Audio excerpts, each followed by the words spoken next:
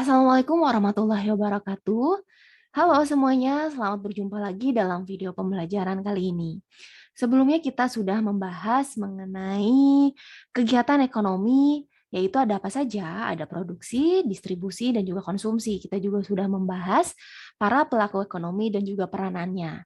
Nah, untuk memudahkan kita dalam memahami pelaku ekonomi, peranannya, dan hubungannya dalam kegiatan ekonomi, di sini sudah saya buatkan siklus arus uang dan juga arus barang dalam circular flow diagram dua sektor. Nanti bukan hanya dua sektor, yaitu ada 3 sektor dan 4 sektor. Oke, kita mulai saja. Di sini akan saya jelaskan. Jadi maksudnya dari diagram dua sektor itu adalah di sini ada dua pelaku ekonomi yang terlibat dalam kegiatan ekonomi, yaitu rumah tangga konsumsi yang kita singkat sebagai RTK dan juga rumah tangga produksi yang kita singkat sebagai RTP. Di sini supaya kita enak menyebutkannya, kita sebutkan saja di sini konsumen dan juga produsen. Oke. Yang pertama, konsumen dan produsen ini sebetulnya dihubungkan dengan adanya pasar input dan juga pasar output. Kita lihat, untuk kegiatan yang pertama, di sini ada tanda nomor 1, adalah faktor produksi. Jadi konsumen ini memiliki faktor-faktor produksi yang nantinya akan diserahkan ke pasar input yang diteruskan kepada produsen. Setelah itu, karena produsen sudah menerima pasar input berupa faktor produksi yang diberikan dari konsumen, maka produsen di sini memberikan sebuah balas jasa. Balas jasa atas faktor produksi yang sudah diterima produsen dari konsumen. Jadi dari produsen di sini menyerahkan balas jasa berupa rent, wage, interest, atau profit. Kita ingat ya, sebelumnya sudah dibahas pasar input terdiri dari faktor-faktor produksi apa saja, yaitu sumber daya alam atau kita sebut sebagai tanah, bisa, kemudian juga tenaga kerja, kemudian juga modal, dan kewirausahaan. Jadi 4 ini nantinya akan digunakan oleh produsen untuk dijadikan input dalam proses produksinya. Apabila menggunakan tenaga kerja kan tentu ada balas jasanya. Kita juga sudah bahas sebelumnya masing-masing balas jasa dari setiap faktor produksi, yaitu rent, wage, interest, atau profit. Ini diberikan dari produsen kepada konsumen selaku pemilik faktor produksi.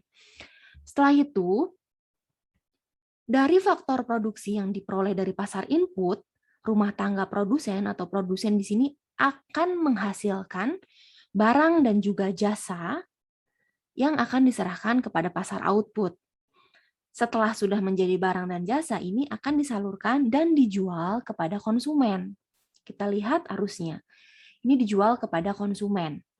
Karena konsumen membeli barang berupa baik itu barang ataupun jasa dari pasar output, maka konsumen ini perlu membayarkan sejumlah uang sebagai pembelian atau pembayaran atas barang dan jasa yang diterima dari pihak produsen. Nah, ini adalah gambaran dari circular flow diagram dua sektor. Ini adalah diagram yang paling sederhana, arus uang dan juga arus barang yang paling mudah, karena paling sedikit yaitu cuma 2 sektor. Di sini saya ulangi ya. Yang pertama tadi, pada faktor produksi, kegiatan yang pertama pada kegiatan faktor produksi itu kan input. Jadi setiap kegiatan produsen itu dan juga konsumen, apabila tidak ada barang maka tidak terjadi transaksi. Artinya harus ada barang yang diproduksi oleh produsen. Gimana caranya nih? Yaitu dengan cara memberikan input. Harus ada input masukan dulu yang nantinya bisa diproduksi oleh produsen. Nah, dalam pasar input ini yang memiliki input faktor-faktor produksi itu adalah rumah tangga konsumen. Kita lihat di sini ya, untuk jalurnya tanda panah di nomor 1, konsumen memiliki faktor produksi yang diserahkan kepada pasar input, kemudian akan digunakan oleh produsen. Setelah produsen menerima faktor produksi, produsen di sini harus memberikan balas jasa, baik itu berupa sewa, gaji mungkin, atau sebagai profit kepada pasar input karena sudah memberikan faktor produksi dari rumah tangga konsumen atau RTK. Nah, ini lihat ya, yang jelas ini adalah arus dari tanda panah ini harus betul-betul diperhatikan. Selanjutnya, ketika sudah ada input yang diperoleh dari konsumen, dipergunakanlah oleh produsen untuk memproduksi apa? Yang ketiga, panahnya ini untuk memproduksi barang dan jasa yang diserahkan produsen kepada pasar output, kemudian dijual kepada konsumen. Karena di sini produsen menjual ke konsumen, berikutnya adalah konsumen perlu membayar, perlu membeli barang yang sudah diperoleh dari pasar output kepada produsen selaku pemilik barang dan juga jasa. Sampai di sini mudah-mudahan bisa dipahami ya. Kita lanjutkan kepada pembahasan berikutnya yaitu 3 sektor. Di sini untuk siklus arus uang dan arus barang dalam circular flow diagram 3 sektor, karena sebelumnya kita sudah membuat 2 sektor, RTK dan RTP, kita di sini ada satu lagi yang terlibat di dalamnya, yaitu pemerintah. Nah, pemerintah di sini saya hadirkan di posisinya di tengah ya. Nah, nanti untuk misalkan ada pembahasan di materi lain atau di contoh soal, jangan bingung atau jangan khawatir ketika menemukan posisi input di bawah atau mungkin output di atas, itu kita tidak usah bingung. Yang perlu kita perhatikan adalah selain keterangan input output dan juga RTK pemerintah dan RTP-nya, kita harus fokus kepada aliran dari tanda panah ini dan nomornya. Alirannya kita harus perhatikan karena kuncinya ada di sini. Jadi tidak masalah nanti apakah pasar inputnya yang posisinya di bawah atau outputnya di atas, itu sama saja. Yang penting alirannya itu sudah betul. Kita lanjutkan di sini pada 3 sektor. Ada pemerintah. Di dalam pemerintah ini, dalam kegiatan ekonomi itu ada campur tangan pemerintah. Nah, pemerintah itu untuk menjalankan roda pemerintahannya itu tentu saja membutuhkan pasar input sebagai penyedia faktor-faktor produksi. Yang kita tahu ya, pemerintah itu juga kan membutuhkan tenaga kerja contohnya ya. Tenaga kerja ini seperti PNS dan juga atau ASN. Nah, dari tenaga kerja ini pasar input memberikan faktor produksi kepada pemerintah. Kita ingat lagi, yang punya pasar input tadi siapa? Ya, konsumen. Jadi konsumen itu memberikan faktor produksinya bukan hanya kepada produsen, tetapi juga bisa kepada pemerintah. Setelah pemerintah menerima faktor produksi, apa yang dilakukan pemerintah? Ya, tentu saja memberikan balas jasa karena sudah menggunakan ataupun memanfaatkan faktor-faktor produksi, contohnya seperti tenaga kerja tadi. Balas jasanya kepada siapa? Ya, kepada konsumen sebagai penyedia pasar input, pasar faktor produksi. Jadi, yang membayar balas jasa itu bukan hanya produsen kepada konsumen, tetapi pemerintah juga perlu membayar balas jasa kepada konsumen karena menggunakan faktor produksi yang diperoleh dari konsumen. Berikutnya, pemerintah juga di sini bertindak sebagai pengatur dalam kegiatan ekonomi, yang salah satu kegiatannya itu dengan cara memberi subsidi. Tapi sebelum memberikan subsidi, pemerintah ini juga membutuhkan adanya kelengkapan yang lainnya selain tenaga kerja, yaitu apa saja? Yaitu pasar output seperti barang dan jasa.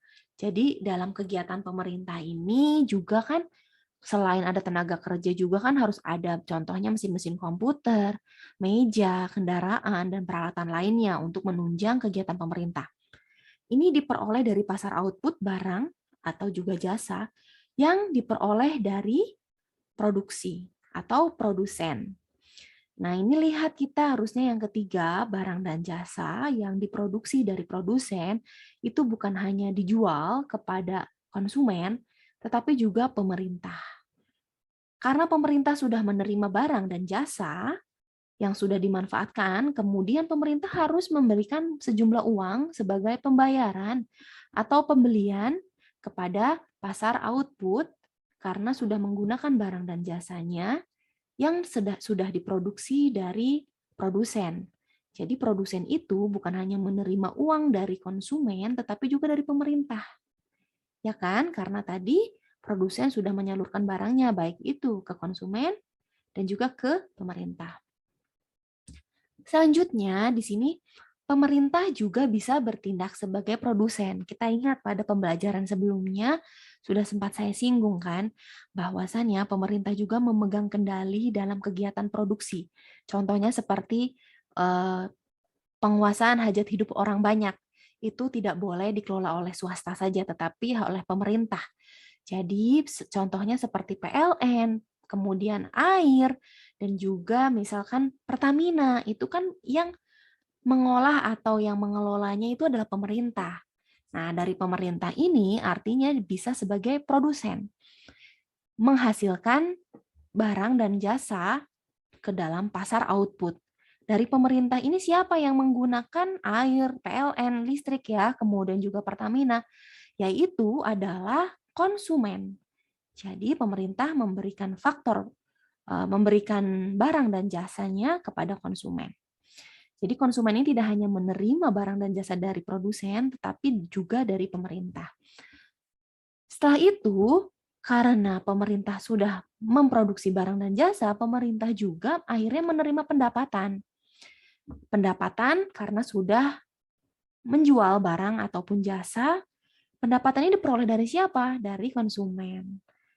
Nah, konsumen ini artinya membayarkan sejumlah uang, pembayaran atau pembelian ini bukan hanya kepada RTP, tetapi juga kepada pemerintah. Karena kan kita juga bayar air, bayar listrik ya, itu dibayar kepada pemerintah. Nah, ini adalah gambaran lengkap dari 3 sektor. Tapi setelah ini masih ada kegiatan yang lainnya. Nih, pemerintah itu selain juga memproduksi dan juga membeli, faktor produksi dan juga pasar output barang dan jasa, pemerintah juga bertindak sebagai pengatur kegiatan ekonomi yang salah satunya itu dengan cara memberikan subsidi. Kita lihat di sini adalah kegiatan yang kelima. Subsidi ini diberikan kepada RTK dan juga RTP. Kalau misalkan kepada konsumen itu subsidi pemerintah diberikannya itu dalam bentuk biasanya BLT atau bantuan langsung tunai. Sedangkan kalau untuk produsen itu diberikannya biasanya dalam bentuk subsidi pada barang-barang ekspor. Nah, karena pemerintah sudah memberikan subsidi kepada konsumen dan juga produsen, maka produsen dan juga konsumen ini juga harus memberikan balas jasa berupa pajak. Pajaknya yaitu ditujukan kepada pemerintah. Lihat lagi tanda panahnya dari produsen dan juga konsumen. Nah, ini adalah keseluruhan bentuk fisik gambaran lengkap dari siklus arus uang dan arus barang dalam circular flow diagram 3 sektor. Jadi, gambaran bagaimana peranan dari RTK, RTP, dan juga pemerintah dalam kegiatan ekonomi pada pasar input dan juga pasar output. Yang terakhir kita akan bahas satu lagi, yaitu siklus arus uang dan arus barang dalam circular flow diagram 4 sektor. Nah, ini yang melibatkan semua pelaku ekonomi. Kita tambahkan, karena tadi sudah terlibat 3 sektor, sekarang kita tambahkan satu sektor lagi, yaitu MLN atau masyarakat luar negeri.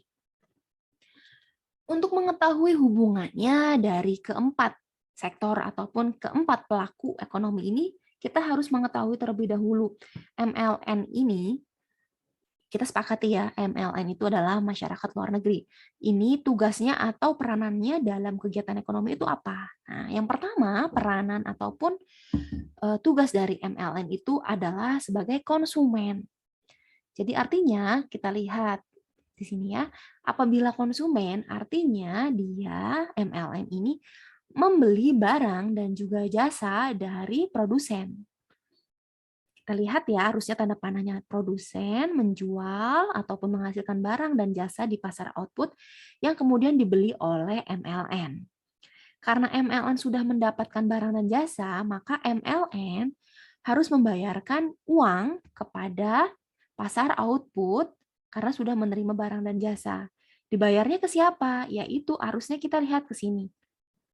Tanda panahnya ke produsen sebagai pihak yang memproduksi barang dan jasa. Selain juga MLN ini membayar kepada produsen, MLN juga di sini bisa saja membayar kepada pemerintah. Loh, kenapa demikian? Iya, karena output barang dan jasa tadi kan bukan hanya produsen yang memproduksi, bukan hanya RTP. Pemerintah juga kan tadi bisa memproduksi seperti listrik dan juga PLN ya.